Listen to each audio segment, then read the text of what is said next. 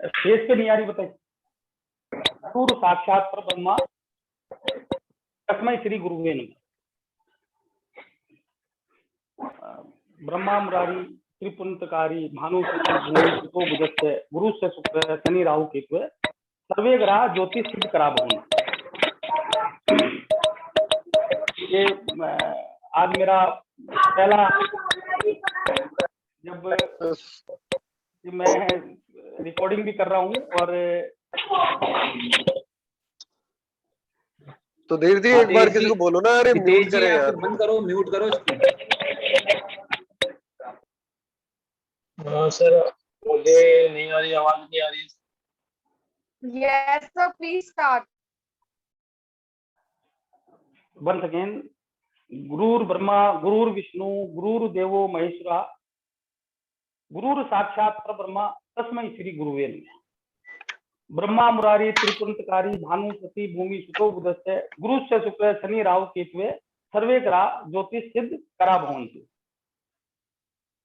जैसा कि अपन ने गई मीटिंग में ये तय किया था कि हम बहुत ही इनिशियल लेवल से, बहुत ही शुरुआत से,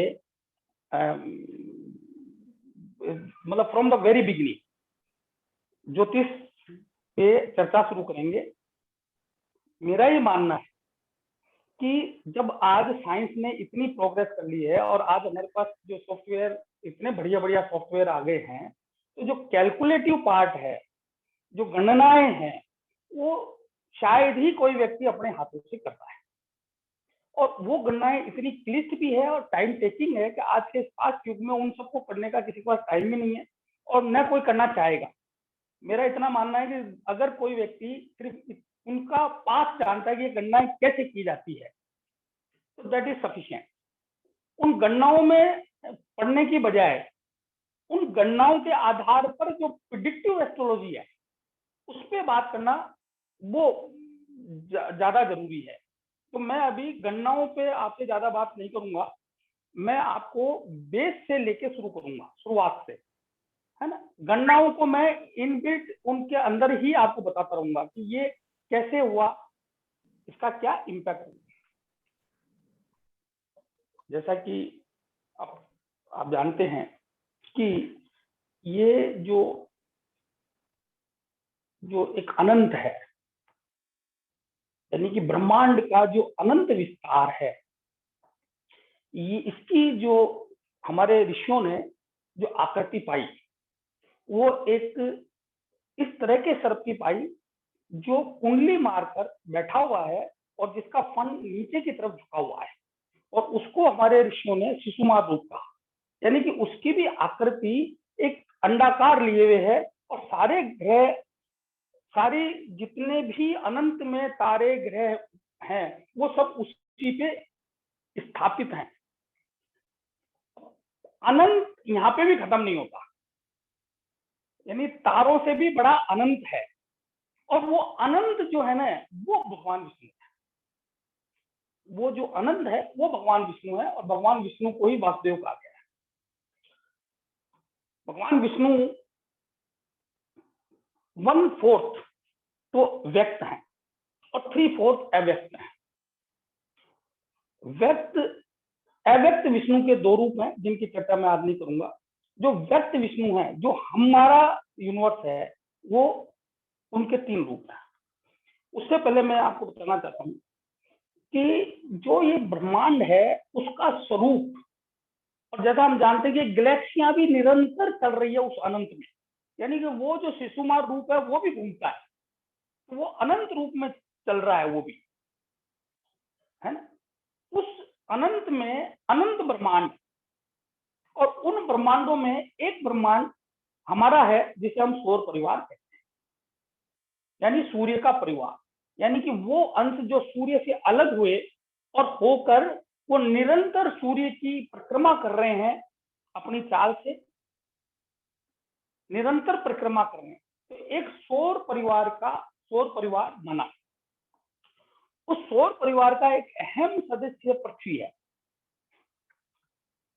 पृथ्वी सूर्य से अलग हुई हुई है, इसलिए पृथ्वी सूर्य के चारों तरफ चक्कर लगाती है, और बाकी सारे ग्रह भी सूर्य के चारों तरफ चक्कर लगाते हैं, ये हम सब जानते हैं, ये हमको पता है ना। तो जो बात ये है कि जो ब्रह्मांड है वही हमारी पृथ्वी है और वही हम है। तो हमारे ऋषियों ने, देखिए ये बिल्कुल बिल्कुल सत्य है कि जो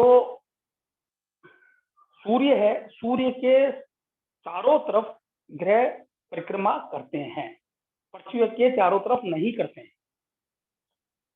ज्योतिष में आपको पढ़ाया जाएगा कि सूर्य चलायमान। ऐसा क्यों किया गया? हमारे ऋषियों को पता था कि पृथ्वी घूमती है, सूर्य नहीं घूमता। पाराशर जी ने लिखा भी है कि पृथ्वी पूर्व में, पूर्व में जब सूर्य से मिलन करती है तो वो हमको प्रतीत, वो चलती तो पूर्व, सूर्य तो पूर्व से पश्चिम की ओर चलता है, लेकिन पृथ्वी हमको पश्चिम से पूर्व की ओर चलती हुई दिखाई देती है। तो ये स्पष्ट है कि उनको पता था। तो उन्होंने क्या किया, हमारे ज्योतिषीय ज्ञान को भू केंद्रित ज्ञान में परिवर्तित कर दिया। भू यानी कि मैं, यानी कि जो व्यक्ति है उसी को केंद्र बना दिया और सारे ब्रह्मांड का केंद्र बना, उसको स्थापित कर दिया। तो सारे ब्रह्मांड की जो एनर्जीज है, चाहे वो प्रकाश हो, चाहे गुरुत्वाकर्षण हो, चाहे मैग्नेटिज्म हो, चाहे उसका ऊष्मा हो, जितने भी प्रकार की एनर्जी है उसमें किस प्रकार प्रभावित कर रही है, तो उसका केंद्र बिंदु किसको बना दिया? आदमी को। तो पृथ्वी कौन है? मैं, यानी कि जिसकी भी कुंडली आप विश्लेषण कर रहे हो वो पृथ्वी है, वो रिसिपेंट है। इसलिए हमारी ज्योतिष क्या है? भू केंद्रित है। तो हम सारी गणनाओं में, मैं इसलिए क्लियर कर रहा हूं कि गणनाओं की जब करने बात करेंगे तो कई बार आप कंफ्यूज होगे कि यार सूर्य कैसे चलता है। तो हमारी सारी गणनाओं में पृथ्वी को स्थिर और सूर्य को चलायमान माना है। वास्तविकता में सूर्य स्थिर है और पृथ्वी चलती है।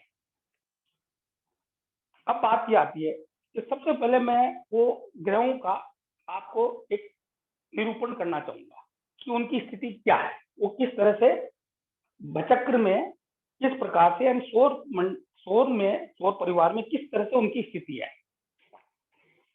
ये सूर्य है। सूर्य के बाद वीडियो ऑन नहीं होगा क्या? क्या जी? सर वीडियो ऑन नहीं होगा क्या सर? हाँ सर, वीडियो ऑन नहीं होगा सर। मेरे को यहाँ पे सिर्फ स्पीक हो रहा है सर, दिख नहीं रहा है सर, मेरे को दिखाई नहीं दे रहा है सर। किसको? वीडियो ऑन नहीं हो रहा है सर मेरे को। मेरा वीडियो? मेरे को सर। तो ये सन है। सन के सबसे बाद में ये बुध है। बुध के बाद में ये शुक्र है। शुक्र के बाद में पृथ्वी है। ये पृथ्वी है। पृथ्वी के बाद में, इसको बहुत अच्छी तरह समझना, ये मंगल देव, और मंगल देव के बाद में ये गुरु है, और गुरु के बाद में शनि। मैं अभी 3 प्लेनेट जो यूरेनस, नेपच्यून, प्लूटो अभी नहीं ले रहा हूँ, और ये शनि देव। ये मंगल है, ये पृथ्वी है, ये मंगल है, ये बृहस्पति है, और ये शनि है। ठीक है ना? इस चित्र को आप दिमाग में फिट कर लो। इस चित्र को जिंदगी में नहीं भूलना। ये सूर्य है, सूर्य के बाद बुध है, बुध के बाद शुक्र है, शुक्र के बाद पृथ्वी है, पृथ्वी के बाद मंगल है, मंगल के बाद बृहस्पति है, और बृहस्पति के बाद शनि है। ये हमारे प्लेनेटरी जो लोकेशन है वो ये है। अब चक्र में ये कहाँ है वो एक आगे की गणना है, वो बाद में देखेंगे। आप समझ गए ना? तो जो पृथ्वी है और सूर्य, प्लीज डिस्टर्बेंस आ रहा है। उमेश वर्मा जी का चालू है सर। उमेश वर्मा जी को म्यूट करो। हाँ, कर दिया। तो सूर्य से पृथ्वी, अभी मैं आपको इसको चेंज करूंगा। भूखे हमारी, मैंने जैसे अभी बताया कि व्यक्ति को ही ब्रह्मांड का केंद्र मान लिया गया, यानी पृथ्वी को ही केंद्र मानकर सारी गणनाएं की गई है। मैं आपको एक्चुअल पोजीशन, जो एस्ट्रोनॉमिकल पोजीशन है वो बता रहा हूँ अभी एट प्रेजेंट, ताकि आपको क्लियरली समझ में आ पाए। तो सूर्य, वीडियो ऑन कराइए। हेलो सूर्य, हाँ जी गुरुदेव, वीडियो हाँ जी, ऑन कराइए सर। वीडियो आपके यहाँ से मेरा स्टॉप हो रहा है सर। मेरे यहाँ से स्टॉप हो रहा है, मेरे को तो नहीं आता यार। राजेश जी देखना है तो पृथ्वी से, सूर्य से पृथ्वी के बीच में ये दो ग्रह स्थापित हैं, इनको इनर प्लेनेट कहते हैं, और जो पृथ्वी के बाद है ये आउटर प्लेनेट।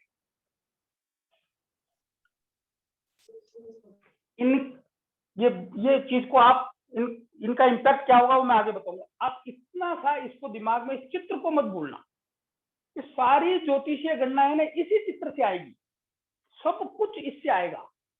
मैं इसी में आपको सारा ज्योतिष समझाऊंगा, जो कुछ निकल के आएगा वो इससे निकल के आएगा, ठीक है। अभी मैंने आपको बताया कि ज्योतिष में पृथ्वी को सूर्य और सूर्य को पृथ्वी माना गया है, क्योंकि व्यक्ति को केंद्र मानकर उसके ऊपर जो प्रभाव आ रहे हैं उनकी कैलकुलेशन आसान रहती है, इसलिए ऐसा किया गया। अब हम क्या करते हैं, हमारा ज्योतिष क्या है?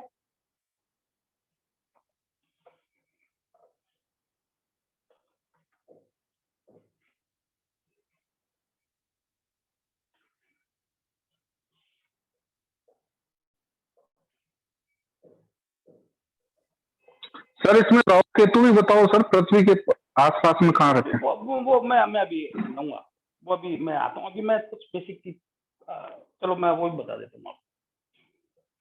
हाँ सही करो आप।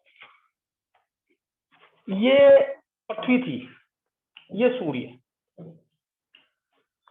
ये पृथ्वी है, ये सूर्य है, और राहु एक तो चंद्रदेव जो हैं, जिनको भी हमारे यहाँ एक तरह से ग्रह माना गया है, वो पृथ्वी के चारों तरफ चक्कर खा रहे हैं, पृथ्वी के चारों तरफ घूमते हैं चंद्रमा। तो जब चंद्रमा घूमते घूमते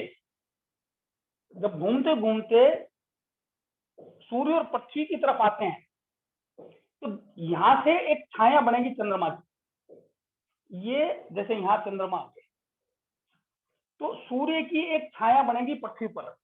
जो छाया बनेगी ना, वो मेरे से तो उत्तर हुई, तो ये तो है राहु। और ये जो एरिया है ना, ये जहां असीम गर्मी हो गई, यानी चंद्रमा का पिछला हिस्सा जो मुझको नहीं दिख रहा, चंद्रमा का पिछला हिस्सा जो मुझको नहीं दिख रहा, जो नहर को कभी दिखता भी नहीं है, वो हिस्से पे सूर्य का सारा प्रकाश आ रहा है। ये केतु है, ये राहु है और ये केतु है, समझ गए आप? ये राहु है, इसको भी बिल्कुल आप दिमाग में रखना, इसको भी आप बिल्कुल दिमाग में रखना कि ये राहु है, ये केतु है। अब ये केतु क्यों कहा गया, ये राहु क्यों कहा गया, मैं जब प्लेनेटरी एक्सप्लेन करूंगा तब आपको क्लियर करूंगा। अभी मैं कुछ बेसिक चीजें करना चाह रहा हूं। अब हमारे ज्योतिष में क्या किया गया, पहले मैं एक चित्रण कर देता हूँ। ये सूर्य है, तो सूर्य की जगह तो क्या कर दिया, मैं, यानी कि अ पर्सन, यानी कि पृथ्वी। उसके बाद बुध, उसके बाद शुक्र, उसके बाद सूर्य, उसके बाद मंगल, फिर बृहस्पति और फिर शनि। लेकिन आप ये अपन ने कैलकुलेशन के लिए किया, लेकिन जब भी हम बात करेंगे तो बुध को सूर्य के सबसे पहले नजदीक होगा। अब आपके दिमाग में ये बात हमेशा आएगी, बुध तो सूर्य के बिल्कुल पास में, तो पृथ्वी के पास में क्यों बताया? तो आपको हमेशा पृथ्वी को क्या मानना है, सूर्य, और सूर्य को क्या मानना है, पृथ्वी। ये कैलकुलेशन है। जब आप इसके सिद्धांत भाग में जाओगे तो ये बात आपके दिमाग में रहनी चाहिए। अब मैं आपको एक दूसरी चीज बना के बताता हूँ, जो दूसरा आधार है जिसको हमारे ऋषियों ने सबसे पहले स्थापित किया, कि एक ये मैं एक गोला लिया मैंने, ये सूर्य है और ये चंद्रमा है। अब ये चंद्रमा है यानी पृथ्वी के चारों तरफ भी घूमता है ना चंद्रमा। इसके सबसे सूर्य पृथ्वी है, पृथ्वी सूर्य है। देखो यहाँ पे ये अंतर है, इसको नोट करना। तो यहाँ पे ये पृथ्वी है तो सबसे पास में इसके कौन रहेगा? शुक्र। और यहाँ रहेगा बुध, सॉरी यहाँ रहेंगे ये शुक्र, यहाँ पृथ्वी, यहाँ शुक्र और यहाँ पे बुध। इससे आगे चलेंगे तो मंगल, पृथ्वी के बाद मंगल है। इससे आगे चलेंगे तो बृहस्पति, और बृहस्पति से आगे चलेंगे तो शनि।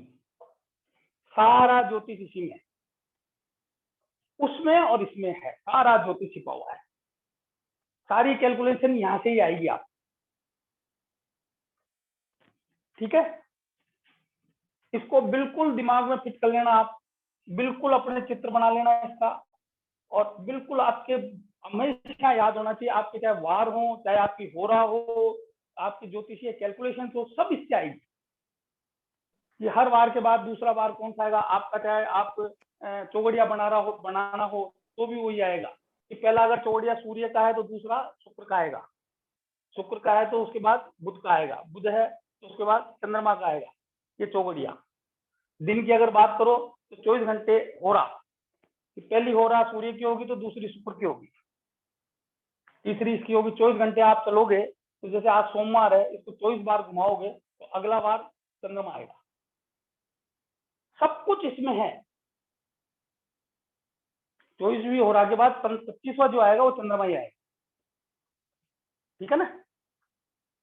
ये इसको पूरे कैलकुलेशन में यही चीज काम आएगी। ये दो चीजों को बेसिकली आप बिल्कुल ध्यान में रखें।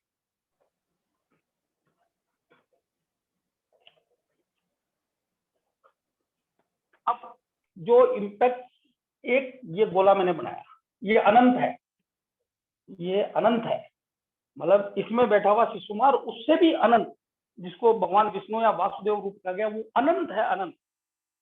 भगवान विष्णु उस शिशुमार पे लेटे हुए हैं, वो शिशुमार नहीं है। मतलब वो जो सर्प कुंडली मार के बैठा हुआ है, जिसमें सारे तारे ग्रह नक्षत्र जो भी हैं सब है, उसके ऊपर भगवान विष्णु, यानी अनंत उससे भी बड़ा है, अनंत उससे भी बड़ा। और उस अनंत के स्वामी भगवान विष्णु, भगवान वासुदेव हैं। आप देखिए कितनी बड़ी सोच। तो ये जो गोलाई अनंत है, इसको मैं पृथ्वी मानता हूं, और ये एक विश्वत है, ये पृथ्वी है। क्योंकि मैंने आपको बताया कि जो ब्रह्मांड है, जो अनंत है वो ब्रह्मांड है, और ब्रह्मांड है वही पृथ्वी है। सेम उनकी कैरेक्टरिस्टिक्स है, सेम बनावट है, और वही व्यक्ति है। जो ब्रह्मांड में होगा, जो अनंत में होगा वो ब्रह्मांड में होगा, ब्रह्मांड में होगा वो पृथ्वी पे होगा, पृथ्वी पे होगा वो हम पे होगा। इन प्रोपोर्शनेट की उन किस ग्रह का कितना हमारे अंदर तत्व मौजूद है, जिसको मैं लेटर ऑन क्लियर करूंगा। इस गोले को अगर मैं अनंत में फैला दूं,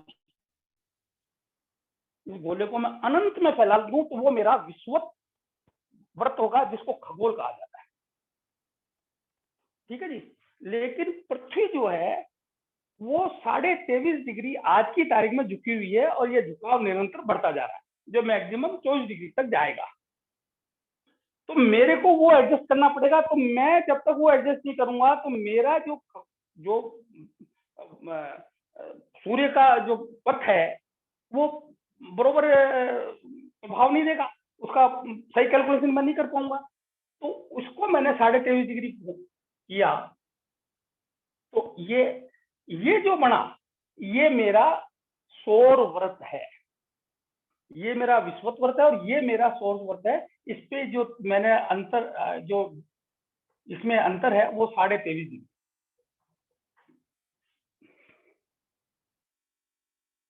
ये 23.5 डिग्री, ये ही मेरा चक्र है, यही मेरा पाथ है, जिसपे समस्त ग्रह सूर्य के चारों तरफ घूम रहे हैं, ठीक है जी। ये जो बिंदु है ये संपात कहलाते हैं, ये संपात कहलाते हैं। और ये पहला संपात है, मेष का पहला संपात बोलते हैं, यानी कि बसंत ऋतु मेष का पहला संपात। पृथ्वी पे समस्त जीवों में अगर मानसिक, शारीरिक, आत्मिक, सात्विक विकास होता है तो सर्वोत्तम मेष यानी वो बसंत ऋतु में होता है। सबसे ज्यादा प्रजनन क्रिया, सबसे ज्यादा कामोत्तेजना, माहौल में आनंद, धरती पर वैभव, चारों तरफ उल्लास, मतमोहक माहौल, पूरा वातावरण छटा बिखर जाती है, वो मेष का पहला संपात। जहां पृथ्वी अत्यंत खुश होती है वो मेष का पहला संपात। ये यहाँ हमारे जो मेष के नवरात्र आते हैं, मेष माह में पहले चैत्र के नवरात्र वो यहाँ आते हैं, चैत्र माह। ये हमारा 22 जून जो गुप्त नवरात्र आता है, जो सिद्धियों के लिए विशेष कहे जाते हैं, वो दूसरा जो हमारा इक्विनोक्स बना, जो संपात बना, वो 22 जून। यहाँ पे जो है सबसे बड़ा दिन और रात बरोबर होते हैं। यहाँ पे दिन सबसे बड़ा होता है और सबसे ज्यादा गर्मी की जाती है। फिर ये जो बना, ये बनता है लगभग 23 सितंबर को, और ये है हमारा हेमंत का संपात, जिसको शारदीय नवरात्रा कहते हैं, ठीक है ना। और ये जो बना, ये है अपना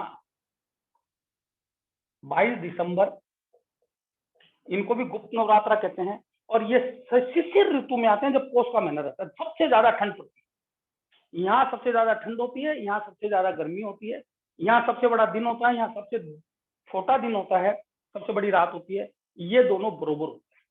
अगर मैं इसको इस 23.5 को नहीं करूं और इसको ही रखूं तो मेरी कैलकुलेशन ये आएगी नहीं।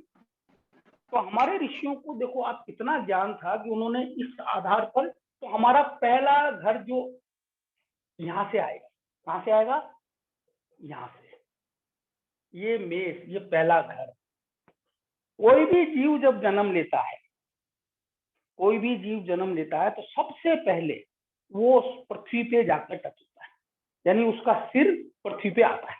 यानी सब जो सामान्यतः 90.99% सिर से पैदा होती है, कोई भी जीव है जो सिर से पैदा होते हैं, और सिर बाहर आता है, इसलिए इसकी बड़ी महत्ता है। अब क्यों है वो मैं भी आपको क्लियर करूं। क्या मैं क्लियर कर पाया? ये मेरा समझाने का कुछ आशय था। मैं इसको अब आगे चलूं। देखिए ये बेसिक चीज मैं इसलिए बता रहा हूँ क्योंकि मैं जब गूढ़ बातें करेंगे ना, तो ये चीजें आपको बार बार मैं इसी में आपको ये चीजें इम्प्लीमेंट करता हुआ चलूंगा। अब ये मेरा सौर व्रत है, क्रांति व्रत है, यानी सूर्य का पथ है, यानी क्रांति व्रत जिसको कहते हैं, वो मेरा ये है। अब इस क्रांति व्रत की जो मोटाई है वो 9 डिग्री नीचे, देखिए गोला यानी कि जो भी व्रत होता है या गोल की चीज होती है, उसमें जो भी दूरी नापने के लिए जो मेजरमेंट होता है वो डिग्रियों में रहता है। तो हम सारी बातें डिग्रियों में करेंगे। तो इसकी जो मोटाई है 9 डिग्री नीचे और 9 डिग्री ऊपर, यानी टोटल ये भचक्र कितने डिग्री का है? 18 डिग्री का। इस 18 डिग्री के भचक्र पे, यानी एक ये पाथ बना, अगर मैं इसको यहां से ले लूं 18 डिग्री ऊपर,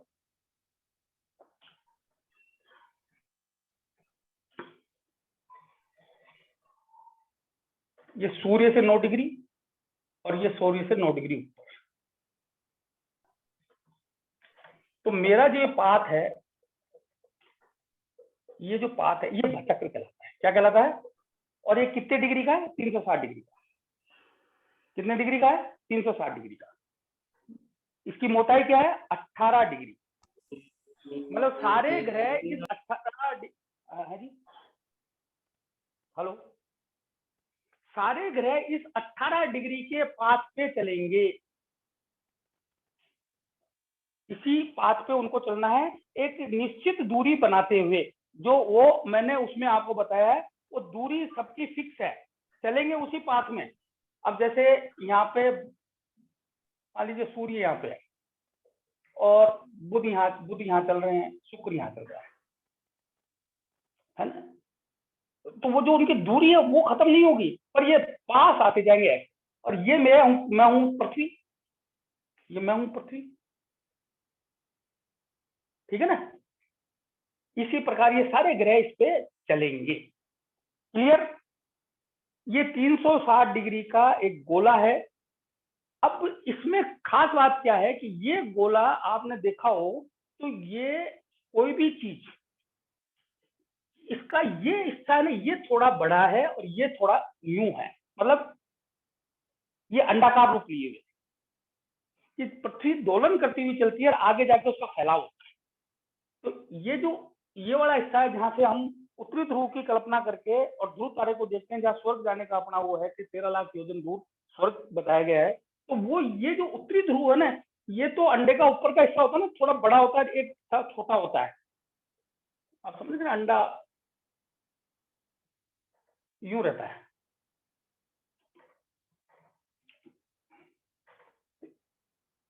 ये इस तरह से, तो ये इस तरह है इसका हक। तो जब हम राशियों के हर्षु राशि, दीर्घ राशि, समराशि का वर्णन करेंगे तब ये काम आएगी। फिर आपको ये भी पता चलेगा इसमें कि कोई राशि को पार करने में किसी ग्रह को ज्यादा टाइम लग रहा है, चल उतने ही किलोमीटर रहा है, चल उतने ही किलोमीटर रहा है। जैसे पहाड़ों में व्हीकल चलता है तो गोल गोल घूमता है, चल तो उतने ही किलोमीटर रहा है, लेकिन दूरी तो बहुत कम पास हो रही है। वो स्थिति इसमें बनेगी, वो मैं आगे आपको